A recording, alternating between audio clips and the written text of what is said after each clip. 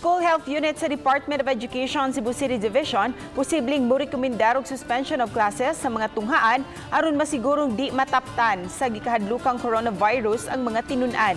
Gituki kini ato sa tigom sa Task Force COVID sa DepEd Cebu City Division. Ani ang exclusive report.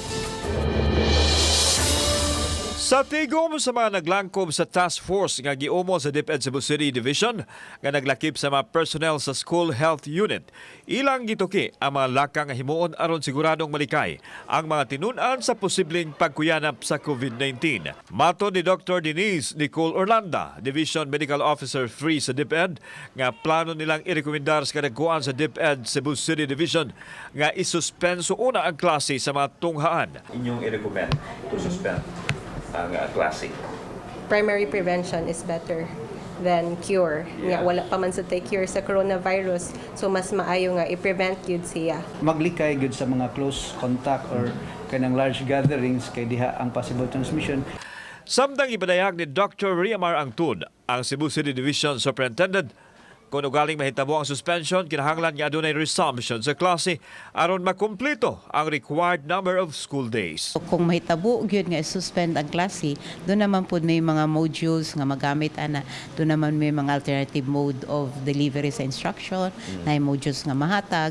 So daghan raming mahimuan na if ever maabot gyud sa punto nga masuspend ang klase. Ang Cebu City Central School adunay kapin sa 4,000 ka mga tinun-an. Usa ka ginikanan, pabor nga suspenso ng klase aron makasiguro nga malikay gyud sa COVID ang mga bata.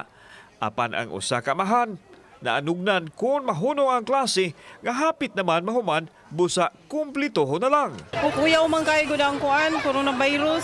Kuyawan ta ba ang mga bata? Ana ko dili man. Kay kuan ang mga bata kay kuan man importante mga eskwela jud. Tuwaso na lang. Ang prinsipal sa tunghaan mipadayag nga duna sila'y pamaagi aron malikay sa kagaw ang mga bata. Gani sunod sa mga classroom na nila ipahigayon ang flag raising ceremony. If in case man gani isuspend nila ang klase, so wala gid mi mahimo ana. All we have to do is just follow, obey the order now of the higher office. Sa atong mga ginikanan, just like anything nga mahitabo, no, mangandam lang po gihapon. Ang atong mga bata, kung nagani sila symptoms sa hilanat, sipon, ubo, i-report lang po yun siya sa eskwelahan. Kauban si Marlon Melgaso, ako si Alan Domingo. Balitang Bisdak.